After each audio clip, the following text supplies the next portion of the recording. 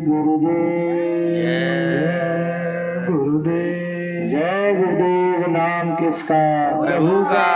जय गुरुदेव नाम किसका? प्रभु का। प्रभु का पावन नाम। जय गुरुदेव। प्रभु का सच्चा नाम। जय गुरुदेव। कलयुग का जागृत नाम। जय गुरुदेव। समय का चेतन नाम। जय गुरुदेव। बाबा जी का कहना है शाकाहारी रहना, तन मन करता कौन खरा, अंडा मछली मांस खरा, क्या खाने से होगी भलाई, रोटी सब्जी दूध मलाई, हिंदू मुस्लिम सिख ईसाई शाकाहारी हो जाए। बाबा जी की अर्जी है, आगे आपकी मर्जी है, प्रेम से बोलिए जय गुरुदेव। सत्संग प्रांगण में उपस्थित मंच पर आसीन परम पूज्य बाबा जय गुरुदेव जी महाराज के चरणों में मेरा कोटि कोटि नमन। उपस्थित सभी सत्संगी गुरु भाई बहन, दूर दराज से आए समस्त धर्म प्रेमी प्यारे बच्चों, सबको सादर सप्रेम जय गुरुदेव।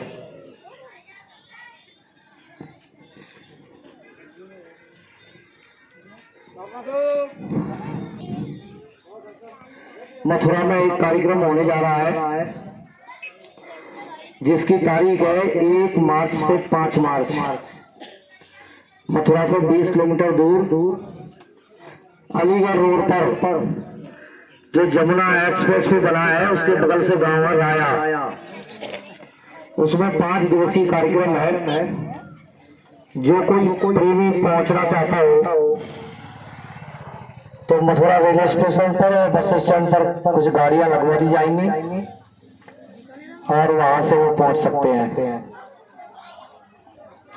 दूसरा कार्यक्रम है मुरैना जिले का स्थानीय कार्यक्रम जो प्रतिवर्ष की भांति मुक्ति दिवस के रूप में 23 मार्च को मनाया जाता है और वो जोरा में मनाया जाता है, जहां बाबा जय गुरुदेव जी महाराज की दया कृपा से एक छोटी सी जगह प्रेमियों ने निश्चित कर ली है। जय गुरुदेव सत्संग स्थल के नाम से रोनी पर रोड पर सांकरा गांव का बिजली घर है, उसके सामने है। कुछ प्रेमियों ने देखा है, कुछ ने नहीं देखा है, तो मैं आपको बता रहा हूँ 23 मार्च का कार्यक्रम बड़े स्तर से उस कार्यक्रम की रूपरेखा रहती है और सभी प्रेमियों को ये निमंत्रण दिया जा रहा है कि आप आइए। 23 मार्च के दिन 12 बजे से बाबा जय गुरुदेव जी महाराज का संदेश शुरू हो जाएगा और 3 बजे उसका समापन हो जाएगा। एक दिन का कार्यक्रम है। उपस्थित सभी प्रेमी समय निकाल करके आए और हम लोगों का ये परम सौभाग्य है कि बाबा जय गुरुदेव जिनका आश्रम मथुरा में है, बाईपास रोड पर बना हुआ है, उस आश्रम पर हमारे मुरैना जिले की 3 महाहस्ती आश्रम पर रही। एक तो हमारे गुरु भाई बलवीर जी बिजलीपुरा के थे, बलवीर सिंह, और दूसरे आपके सामने हैं, अभी आपको बाबा जय गुरुदेव जी महाराज का संदेश दे रहे थे। और तीसरे रामपुर के पास बाटेड़ गांव है, वहां का एक लड़का था, उसका नाम गुरु महाराज का नाम था, इसलिए स्वामी जी महाराज ने उसको नाम बिश्नोई दिया।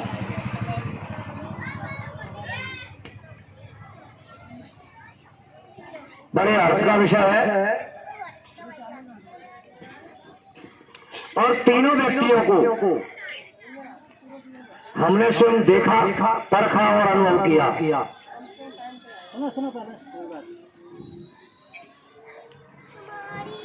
गुरु महाराज की बात को काट करके और अपनी बात से आप रखोगे तो प्रेमी भाई बहनों, गुरु महाराज के शब्दों में है कि आप धोखा खा जाओगे। बाबा जी को कोई पीछे नहीं कर सकता। मैं सुरेश भाई से निवेदन करता हूं कि परमार्थी वचन संग कृपा है क्या अपने घर में? जो बाबा जय गुरुदेव जी महाराज की लिखी हुई किताब है 9 पुस्तकों का संग्रह है। हमारे अकबर भाई ने ये कहा था कि कहीं कोई नर्क नहीं है, कहीं कोई स्वर्ग नहीं है, और बाबा जय गुरुदेव जी महाराज उसमें 64 रौरव नर्कों का विवरण कर रहे हैं जो उनके स्वयं का अनुभव है।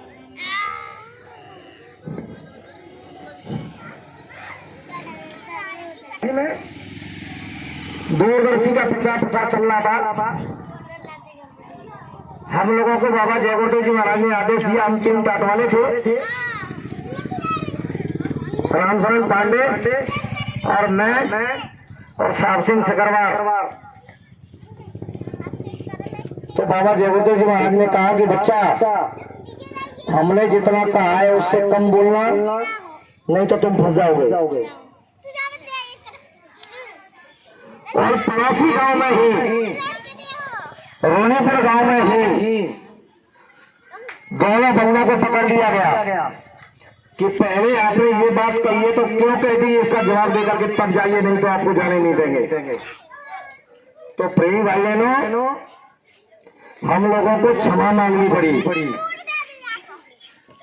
गुरु महाराज के शब्दों में आप ये विचार करके चलिए कि हमसे भी कोई होशियार, हमसे भी कोई बुद्धिमान, हमसे भी कोई पढ़ा लिखा समझदार हो सकता है इस सभा के अंदर, नहीं तो जवाब देते नहीं बनेगा। मालिक की मौज के 2 बंदे और हैं जो मालिक की मौज में रहते हैं, हमारे मुकेश भाई और अशोक। ये भी एक जगह फंसे थे। गुरु महाराज ने कहा है कि मैं जितना बोलूं उससे कम बोलो तो तुम्हारा बचाव हो जाएगा। ये संत मत है, उच्च कोटि का मत है। जितने भी इस धराधाम पर धार्मिक मत हैं,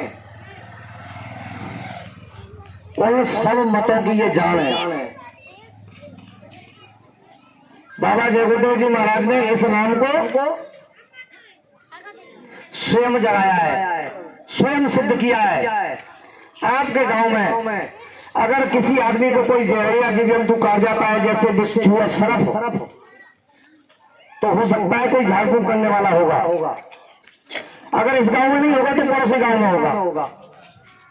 और जब घर परिवार में किसी को बिच्छू काट जाता है, उसके झाड़ने के लिए किसी ऐसे व्यक्ति को बुलाया जाता है जिसके झाड़ देने से शरीर में जहर फैल गया है, वो उतर करके जहां बिच्छू काटता है वहीं आ जाता है कुछ देर के बाद। तो हमारे गुरु महाराज ने, बाबा जय गुरुदेव जी महाराज ने ये समझाया कि ये उस सिद्ध किए हुए नाम मंत्र का असर है, उसके पावर से ये जहर उतर करके उसी जगह आ जाता है। इधर बाबा जय गुरुदेव जी महाराज ने कहा है कि ये जय गुरुदेव नाम मैंने आपके पास चौड़े में खुलेआम शब्दों में हीरे की तरह फेंक दिया है। अगर कोई जोरी है तो इसे उठाए और परख करे। धर्म और शंका का विषय नहीं है ये, कोई भी व्यक्ति परख कर सकता है। बाबा जी ने कहा है कि दुख, संकट, मुसीबत, परेशानी की घड़ी में और तुम जय गुरुदेव नाम को याद करोगे तो तुम्हारी रक्षा और मदद हो जाएगी। वो किस रूप में होगी, कैसे होगी, जब आप याद करोगे तो पता चल जाएगा। एक बात और, उन्होंने इसी नाम के विषय में अतीत के आने भविष्य की झलक में कहा है कि सांसों की पूंजी इस मनुष्य शरीर को निर्धारित मिली हुई है। ये मनुष्य शरीर सांसों की पूंजी पर आधारित है, और जब जिस समय जिसकी सांसों की पूंजी खत्म हो जाएगी उसी समय ये शरीर धड़ाम से गिर जाएगा। चाहे आप हवाई जहाज में चल रहे हो, चाहे किसी ट्रेन बस में यात्रा कर रहे हो, या फिर आप अपने घर में बैठे हो, 24 घंटे में 1,600 सांसें मिली है। इनको खर्च करने का तरीका है, बैठे 12, चले 18, सोहत में 32 और विषय कर 64। इस तरीके से 1 मिनट में सांसें खर्च की जाती है।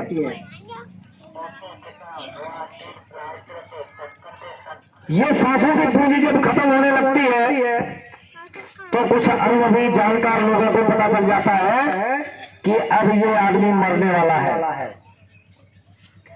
उस मरने वाले व्यक्ति के कान में जय गुरुदेव नाम प्रभु का, जय गुरुदेव नाम प्रभु का, जय गुरुदेव नाम प्रभु का 10 बार उच्चारण करें तो मरने वाला प्रेमी अगर बेहोश भी है तो होश में आएगा और बताएगा कि मैंने क्या देखा है और कौन मुझे दिखाई दिया, किस तरीके का महापुरुष था और उसने मुझसे क्या कहा है, इतना जवाब देगा। अगर उसका समय पूरा नहीं हुआ है तो वो रहेगा और समय पूरा हो गया है तो पर्चे दे करके चला जाएगा। ये बाबा जय गुरुदेव जी महाराज के शब्द है। बाबा जी ने कहा है कि तुम इस्लाम की परीक्षा करो, खेत में, खलिहान में, दुकान में, मकान में, जंगल में कहीं भी फंस जाओ, बेसहारा हो जाओ, किसी हिंसक पशु पक्षी जानवर ने घेर लिया हो, ऐसी स्थिति में पहले आप जिसको भी मानते हो, जिसकी भी पाठ पूजा प्रार्थना अर्चना करते हो, उससे निवेदन करो कि हमने तुम्हारा पूजा पाठ किया है, आज हमारे ऊपर दुख संकट परेशानी आ गई है और इसमें हमारी मदद करो। तो बाबा जी ने कहा है कि अगर कोई तुम्हारी मदद कर दे तो बहुत अच्छी बात, मैं तो यही चाहता हूँ कि संकट में तुम्हारी मदद हो जाए और कोई ऐसी परिस्थिति में आपकी मदद न करे तो जय गुरुदेव नाम प्रभु का, जय गुरुदेव नाम प्रभु का केवल 10 बार उच्चारण करना, 1 मिनट का समय पूरा नहीं लगता है और आपकी रक्षा मदद हो जाए तो मान लेना कि ये जय गुरुदेव नाम समय का सिद्ध किया हुआ जगाया हुआ नाम है। प्रत्यक्ष को प्रमाण की आवश्यकता नहीं होती। परीक्षा कीजिए और परिणाम देखिए। जब ये नाम परीक्षा में परिचय दे दे तो प्रेमी भाई बहनों, मनुष्य शरीर बड़े भाग से मिलता है। जन्मांत जन्मों के पुण्य जब इकट्ठे हो जाते हैं तब ये मनुष्य शरीर मिलता है और केवल भगवान के भजन के लिए मिलता है। महापुरुषों ने कहा है कि इसको करने के लिए कोई पढ़ाई लिखाई की आवश्यकता नहीं, कोई किसी भी तरीके का ज्ञान हासिल करने की आवश्यकता नहीं। महापुरुषों ने कहा है कि इस कलयुग का जो आत्म कल्याणकारी नाम है उसके लिए कहा है कि बड़े भाग मानस तन पावा और सुर दुर्लभ सदग्रंथन गावा। सभी ग्रंथों ने इस बात का बखान किया है कि नरदेही मानव तन सर्वश्रेष्ठ है। और ये क्यों मिला है? हमारे आपके सबके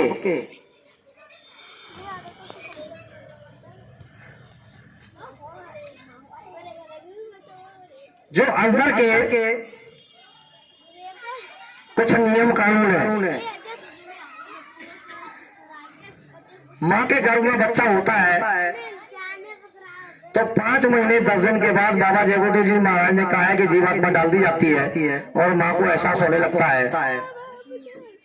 जिस ईश्वर की बात कर रहे थे कि कहीं कुछ नहीं है, तो बाबा जय गुरुदेव जी महाराज ने लाखों की भीड़ में ये प्रमाण दिया है कि आत्मा का और इसका जो मालिक है, जो त्रैलोकी का स्वामी है, जिसको ईश्वर और भगवान कहते हैं, उससे जीव से और ईश्वर से ऐसा संबंध होता है माँ के गर्भ में कि एक पल के लिए भी अलग नहीं होता। उस समय पर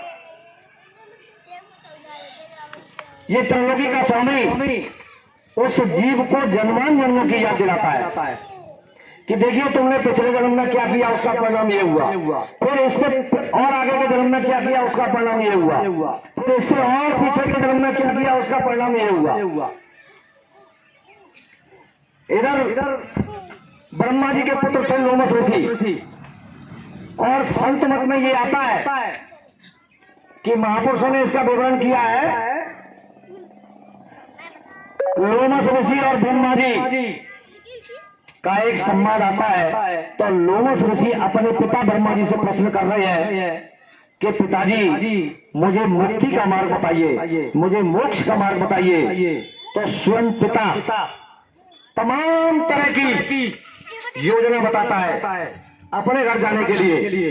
तो ब्रह्मा जी की बात का लोमस ऋषि जवाब देते हैं कि देखिए पिताजी, आपने कहा कि ये पूजा पाठ कीजिए, तो मैंने ये पूजा पाठ किया तो इसका इधर मुझे जन्म ये मिला। फिर आपने कहा कि ये पूजा पाठ कीजिए, तो मैंने ये पूजा पाठ किया, तो इसकी बदौलत मुझे जन्म ये मिला। मैं जन्मान जन्मों में भटकता रहा, लेकिन मुझे मुक्ति नहीं मिली। कभी किसी योनि में, कभी किसी योनि में, कभी किसी योनि में ये जीव भटकता रहा। तब अंत में उन्होंने ये कहा कि अगर आपके पास कोई रास्ता हो तो बताइए। तब उन्होंने कहा कि संतों के पास जाना होगा और संत वो रास्ता बताएंगे, तब आपको मुक्ति और मोक्ष मिलेगा। तो इधर संत क्या कह रहे हैं? इस कलयुग में आधार किस चीज का है? कलयुग केवल नाम आधार और सुमर सुमर न उतर नहीं पा रहा। इधर गोस्वामी जी महाराज रामचरितमानस के अंदर चारों युगों की चार चौपाई है। सतयुग की व्यवस्था अलग, त्रेता की व्यवस्था अलग, और द्वापर की व्यवस्था अलग, और कलयुग की व्यवस्था अलग। सतयुग योगी सब विज्ञानी और करि हरि ध्यान करे व प्राणी। त्रेता की बात बताइए कि त्रेता विविध यज्ञ नर करहि और प्रभु ही समर्प कर्म भवता रहे। द्वापर की बताइए कि द्वापर करे रघुपति पद पूजा और भवन तरह उपाय दूजा। और कलयुग में गोस्वामी जी कह रहे हैं कि कलयुग योग यज्ञ नहीं ज्ञाना। मैं अपनी बात नहीं कर रहा था, गोस्वामी जी कह रहे हैं कलयुग योग यज्ञ नहीं ज्ञाना। न योग करना है, न यज्ञ करना है, न किसी तरह का विशेष ज्ञान हासिल करना है। कलयुग योग यज्ञ नहीं ज्ञाना, एक आधार नाम गुणगाना। केवल नाम के गुणगान की बात उन्होंने कही है, और ये नाम बिना संतों के मिलता नहीं है। कोई छोटी मोटी चीज नहीं है ये। बाबा जय गुरुदेव जी महाराज ने अपने गुरु से जब इस दौलत को प्राप्त किया, तो उससे पहले का बड़ा विचित्र इतिहास है, बड़ी विचित्र कहानी है। न जाने किस किस के पास बाबा जय गुरुदेव जी महाराज गए।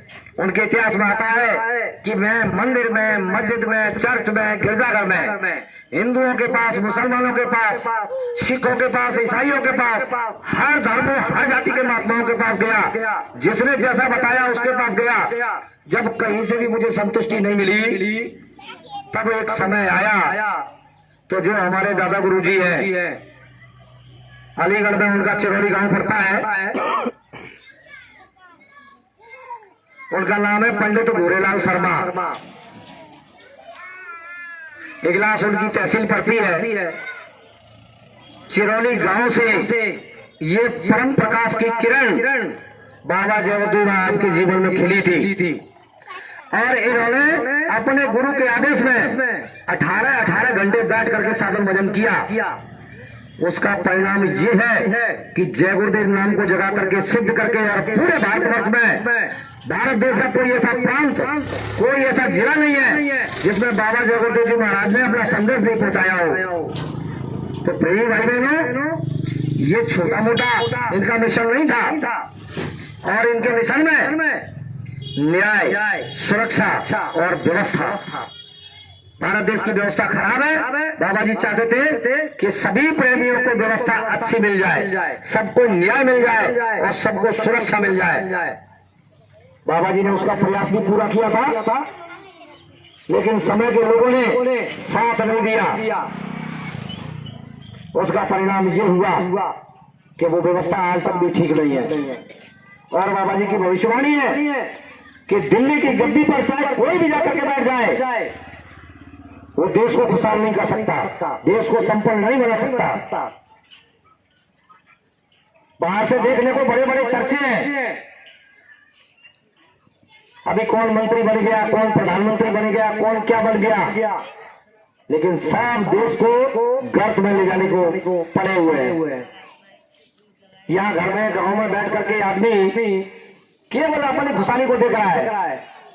अगर ये देख लिया जाए कि इस समय देश का इतिहास क्या है, तो देश के इतिहास में भारत देश के अंदर 2 अरब की आबादी बाबा जय गुरुदेव जी महाराज के अनुसार है।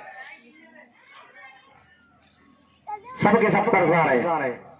विदेशों के सबके सब कर्जदार है। आप लोग भी बैठे हैं ना, आपके ऊपर भी प्रत्येक व्यक्ति के ऊपर लाखों का कर्जा है और आपको पता नहीं है। बाबा जी बहुत कुछ करना चाहते थे, इस बात के बाबा जी ने प्रमाण भी दिए और ये बताया कि तुम मुझे जानो, पहचानो और समझो। मैं उस जमाने का आदमी हूँ कि मैंने अंग्रेजों का राज होश में देखा, 40 साल सत्याग्रह देखा और ये आजादी देख रहा हूँ। और जब उस रुपए की बात आती है ना, तो बाबा जी कह रहे हैं कि मैंने 1 रुपए में 60 किलो गुड़ चना चावल खरीदा है। वो क्या रुपया था, कौन सा जमाना था रहीम भाई बहनों? किसी भी चीज को नहीं समझा। जिम्मेदार लोग समझने भी नहीं देते थे। अगर किसी व्यक्ति ने कोई आवाज उठा दी तो भाई तुम कहाँ के रहने वाले हो? कि भैया मैं मुरैना जिले का रहने वाला हूँ। तुम कौन हो संस्था के अंदर? तुम कोई अध्यक्ष हो के, मंत्री हो के, फलाने हो के, ढिकाने हो? बोले भैया मैं तो कुछ नहीं हूँ। तो एक काम करो, उधर आपके जिले का भंडारा चलता है और भंडारे में जाइए, वहां सेवा कीजिए। इधर इस व्यवस्था को संभालने के लिए तुमसे सीनियर और भी लोग हैं।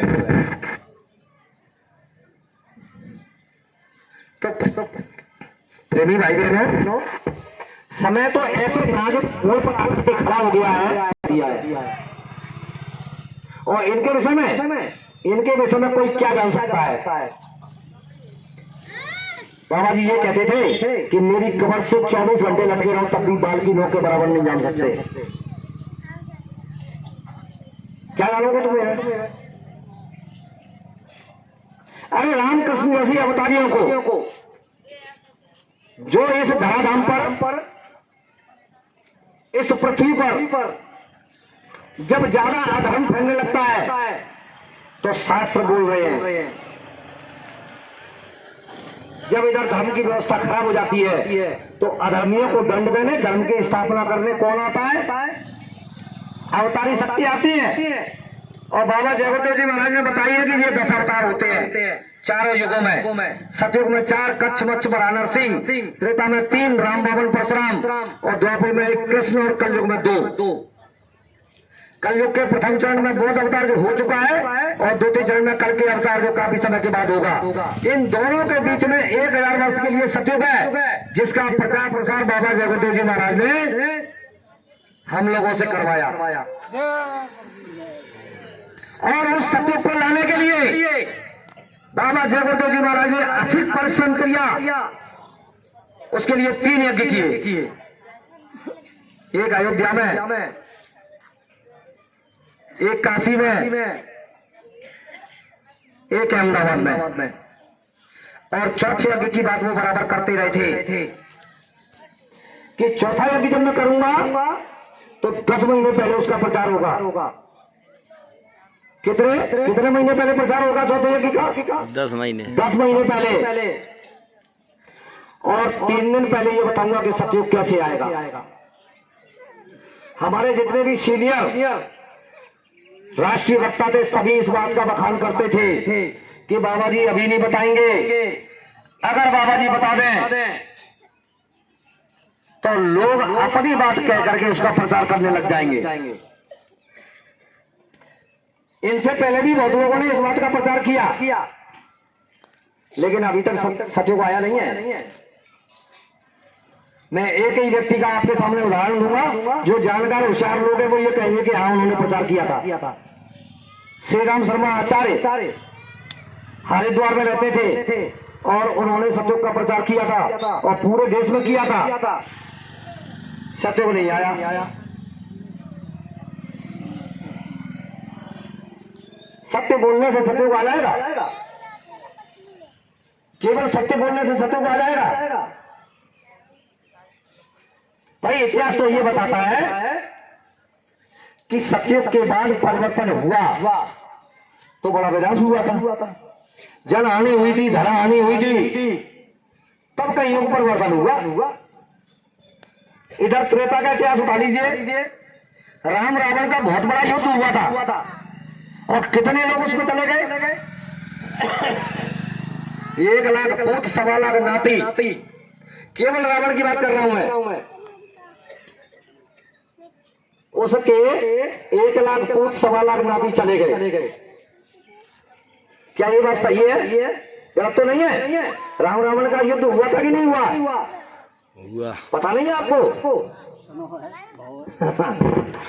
प्रेमी बहनों, ये जीवात्मा और उस समय किसी के रूप में हो, आप तो नहीं जानते इस बात को, क्योंकि यही जीवात्मा कभी इस जन्म में, कभी उस जन्म में, कभी उस जन्म में, कभी इसी योनि में, कभी इसी योनि में, कभी इस योनि में। अरे 4 खान 84 लाख योनियों का वर्णन सुना है क्या? जब अपने घर परिवार में कोई आदमी खत्म हो जाता है और वो वृद्ध आदमी हो और पैसा लगाने की उनके अंदर क्षमता हो, तो अपने बूढ़े बुजुर्ग के लिए, ये पुरुषों के लिए होता है, महिलाओं के लिए नहीं होता, पुरुषों के लिए होता है। फिर वो कहते हैं कि हमारे दादाजी एक्सपायर हो गए, अब उनकी में गरुड़ पुराण, इनमें से किस किस व्यक्ति ने गरुड़ पुराण सुना है? जरा हाथ उठाए। किसी ने सुना हो तो? गरुड़ पुराण किसी के घर में बसता है, किसी ने सुना है? केवल एक ही आदमी ने सुना है बस गरुड़ पुराण। उसमें ये इतिहास आता है कि ऐसा कर्म करने से और इस योनि में जाते हैं और फिर इन नरकों में उसे यात्राएं भोगनी पड़ती है। वो पंडित जी उस गरुड़ पुराण को बांधते हैं और उसमें ये विवरण आता है। प्रेमी भाई बहनों, युग परिवर्तन ऐसे नहीं हो जाता, बड़ी जनहानि होती है, बड़ी धनहानि होती है। जब त्रेता के बाद में द्वापर लगा, द्वापर के बाद में भगवान कृष्ण का अवतार हुआ,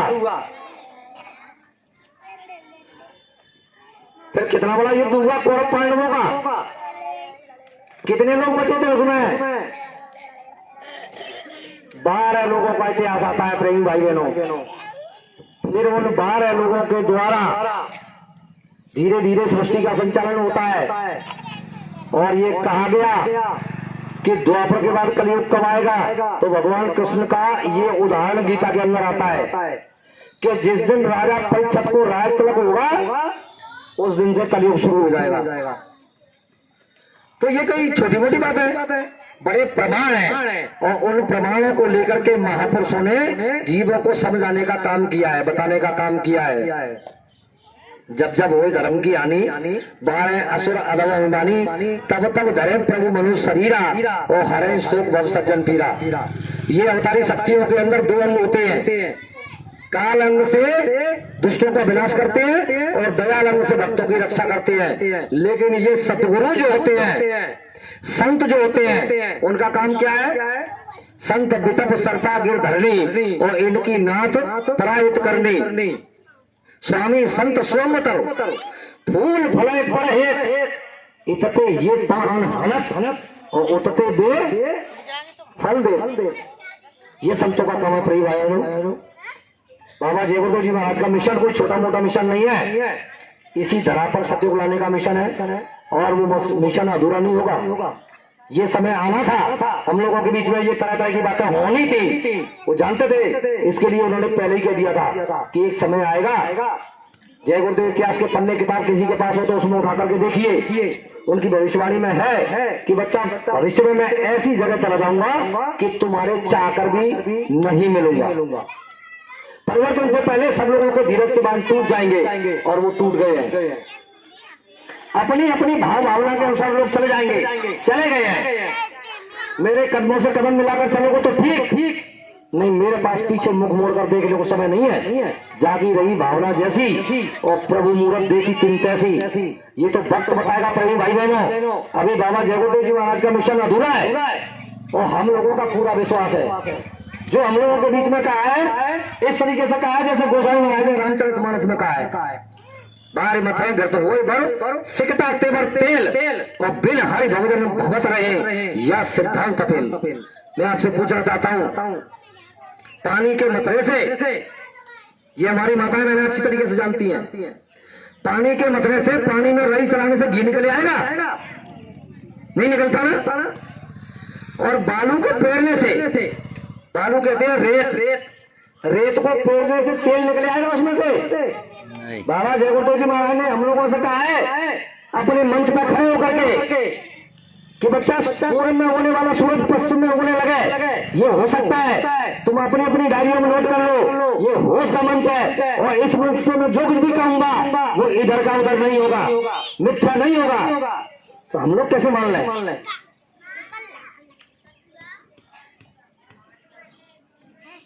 हमने अच्छी तरीके से बाबा जय गुरुदेव जी महाराज की शक्ति और भक्ति को देखा है। जब हम लोगों के घर में दुख संकट परेशानी आई तो बाबा जय गुरुदेव जी महाराज के पास गए और हमने कहा कि गुरु महाराज दया कर दीजिए, बीमारी घर में आ गई है। मालिक की दया हुई, बीमारी ठीक हुई। बड़े बड़े कोर्ट कचहरियों के चक्कर काटे, गुरु महाराज से दया मांगी, उससे निजात मिल गई, छुटकारा मिल गया। और ये मैं ही अकेला व्यक्ति नहीं हूँ। जय गुरुदेव संगत के अंदर, मुरैना की संगत के अंदर इतने हजारों लोग हैं जिन्होंने बाबा जय गुरुदेव जी महाराज की शक्ति को परखा है। और रही बात अंदर की, जिस सुमरन ध्यान भजन के लिए बाबा जय गुरुदेव जी महाराज कहते हैं, तो ऐसे भी प्रेमी हैं जो डंके की चोट पर ये कहेंगे कि मैंने बाबा जय गुरुदेव जी महाराज की दया से अंतर में देखा भी है और सुना भी है। जिस आराधना की बात करते हैं, वेदवाणी ब्रह्मवाणी आकाशवाणी की बात करते हैं, तो बाबा जी कह रहे हैं कि वो आज भी हो रही है, बंद नहीं है। लेकिन तुम्हारे ऊपर, तुम्हारे जीवात्मा के आंख कान नाक के ऊपर जन्मान जन्मों की गंदगी कर्म कर्जा चढ़ गया। उसके कारण वो जीवात्मा का कान था, जिसे दिव्य कान कहते हैं, उसने सुनने का काम बंद कर दिया। वो वही जीवात्मा की दिव्य आंख जो देखने का काम करती थी, कर्म कर्जा पर्दा आवरण उसके ऊपर आ जाने के कारण वो देख नहीं पा रही है। बाबा जय गुरुदेव जी महाराज ने वही तो युक्ति दी है कि तुम इस सफेद कपड़े की तरह हो। सफेद कपड़ा रोज रोज पहनने पर गंदा हो जाता है। ये हमारे अकबर भाई बैठे हैं, ये अपना कुर्ता पजामा जो कुछ भी पहने हुए हैं, इसको रोज पहनेंगे और 4-5 दिन तक धोएंगे तो फिर गंदगी आ जाएगी, नहीं होगी। फिर इसको पानी के सहारे से सर्फ साबुन इस्तेमाल करना पड़ेगा, दोनों हाथों से कूदना पड़ेगा, तब 1-2 बार साबुन लगाने के बाद में तब ये साफ होगा। लेकिन प्रेमी भाई बहनों, ठीक जीवात्मा के ऊपर जो कर्म कर्जा इस तरीके का आया है, नाम रूपी सावन की रगड़ मारकर, जिसका आधार इस युग में है, कल जो केवल नाम आधारा और समझ में उतर पा रहा। अगर तुमको कहीं से भी प्राप्त हो जाए तो ले लीजिए, बाबा जी की तरफ से कोई मनाही नहीं। और कहीं से भी नहीं मिल रहा है तो बाबा जी ने कहा जय गुरुदेव नाम समय का जगाया हुआ सिद्ध किया हुआ नाम है। पहले इस नाम की परीक्षा करो और फिर तुम इसका पर्चे ये नाम दे दे तो फिर तुम इसको सहारा बना लो। जय गुरुदेव नाम की 8 मालाएं करो 24 घंटे में एक बार, और फिर देखिए उसका परिणाम क्या निकलता है। हम लोगों को बताने की समझाने की आवश्यकता नहीं पड़ेगी। बशर्ते एक बात का ध्यान रखना, जो नए प्रेमी है और आज से ही उनके मन में आ जाए तो जय गुरुदेव नाम की 8 मालाएं करें। आपको क्या दिखाई देता है, क्या सुनाई देता है, ये किसी को बताना नहीं। अगर तुमने किसी को बता दिया तो वो मालिक की दया कट जाएगी, फिर न दिखाई देगा न सुनाई देगा। बड़े रूखे फीके हो जाओगे, ये संसार कलेश नजर आने लगेगा। और जब ये दिव्य चीज मिलती है तो बड़ी खुशी होती है। बहुत से ऐसे प्रेमी बैठे हुए हैं इसमें जिन्होंने उस चीज का अनुभव किया है। तो मैं केवल यही निवेदन करता हूँ कि बाबा जय गुरुदेव जी महाराज जो कह देते हैं उनका अकाट वचन है, कटने वाला नहीं है। आप लोग भरोसा रखिए, विश्वास रखिए, अच्छे दिन आएंगे। बाबा जी ने कहा कि समय का इंतजार राम ने किया था, समय का इंतजार कृष्ण ने किया था, और मैं भी समय का इंतजार कर रहा हूँ। जब हमारे गुरु महाराज समय का इंतजार कर रहे हैं तो हमको आपको भी समय का इंतजार करना चाहिए। और अपना जो भी काम है, खेती दुकान दफ्तर मजदूरी नौकरी, ईमानदारी मेहनत से करो। बाबा जी की तरफ से कोई मनाही नहीं। जब शाम को घर लौटो, बाल बच्चों की देखभाल, माँ बाप की सेवा, आए गए का यथाशक्ति सत्कार, और फिर सोने के समय में से समय निकाल करके अपनी आत्मा के कल्याण के लिए, मुक्ति और मोक्ष के लिए बाबा जय गुरुदेव जी महाराज को सहारा बना लो और जय गुरुदेव नाम का जप करो। परिणाम क्या होता है ये आपको स्वतः पता चल जाएगा। इसी के साथ मैं अपनी वाणी को विराम देता हूँ। जय गुरुदेव। जय